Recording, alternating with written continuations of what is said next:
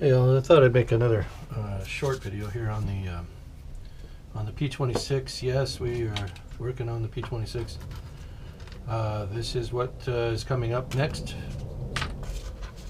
As a project for the channel. It's actually, like I said, underway.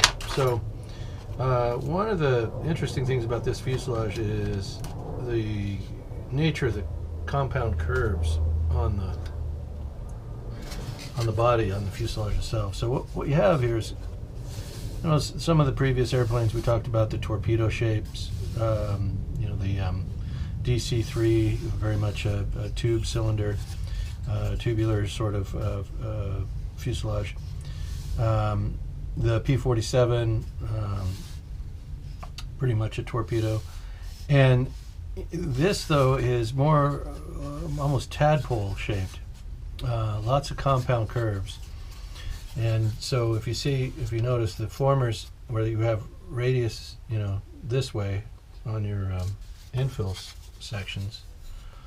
So each of these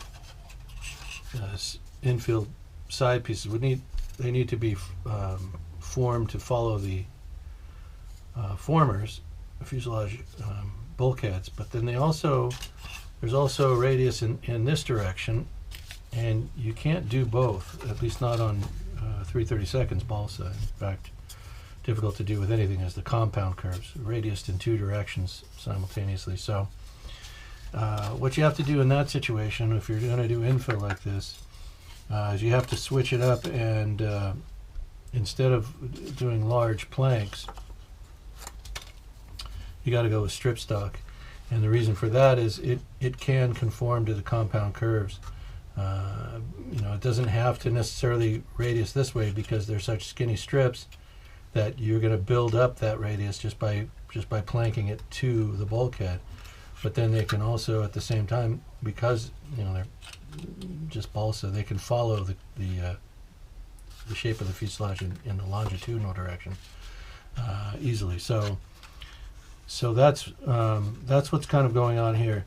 Now, another thing that's happening is these bulkheads here were built up around the upper fuselage. In other words, this protrudes out. I don't know if you can see that out here further, and then here the stringers were laid on top of the bulkhead, but here, and here, and over the top, they're inset. They're notched in, and that's the only place where they are notched in is here. And I guess there's one here, and then these are just attached behind the headrest. But for the most part, all of the stringers are laid onto the bulkheads. But what happens here is that makes it a little different. This piece actually has to be infilled and not laid over the top. Whereas most of the other infill pieces, if I'm going to use infill, like along back here on the fuselage where I can get away with the planking, all it has to really do is conform to the bulkheads, and there's not such a noticeable radius in this direction, so we can sand that in. But over the nose here, we're probably just going to have to use strip stock all the way from this bulkhead forward, over the top especially, and down to the wing saddle. Now these can probably just be planked in. I probably don't have to use strip stock down here underneath. There's a little bit less radiusing going on in this direction. It's all here, which I can do with water and wrapping them around the lengths of dowel. So anyway, that's what we're working on here, and I wanted to talk about that because I was just thinking that if some folks are trying infill method maybe for the first time, but they're doing an airplane different than what I've already done and having trouble because there are compound curves, and well, what? Why is this planking not working on these? This is why. So you can't always use the large infill pieces, the planks in here. Sometimes you've got to revert to strip stock if you've got, you know, more or less radical compound curves to deal with. Like as you can see here, you got radiusing going on this way and radiusing going on this way, and that's a compound curve, and it's difficult to do with plank balsa. You got to switch to strip stock. So that's what I want to talk about. I did get the the cockpit sealed. I have the floor. I went ahead and painted the floor head, forward bulkhead and rear bulkhead, and then I added the cardstock for the sides. Now these will have to be built up with faux railing, and I'll probably just use evergreen plastic to replicate the framing that goes on in here. There's not much. I think there's 3 longitudinal lengths and 1 vertical length that needs to go in on each side, just closer to the aft bulkhead than the forward one. And then the 2 longitudinal bulkheads are framing will just follow where the stringers are. I'll just mount them to where you can see the indentation from where the stringers are located. So we'll get that in there, and then that's what everything bolts to as far as the throttle quadrant, the radio equipment, the flaps crank, and some of the other stuff that goes in. There's a map case that goes on the pilot's right side, and there's a few other odds and ends that are mounted to the sidewalls.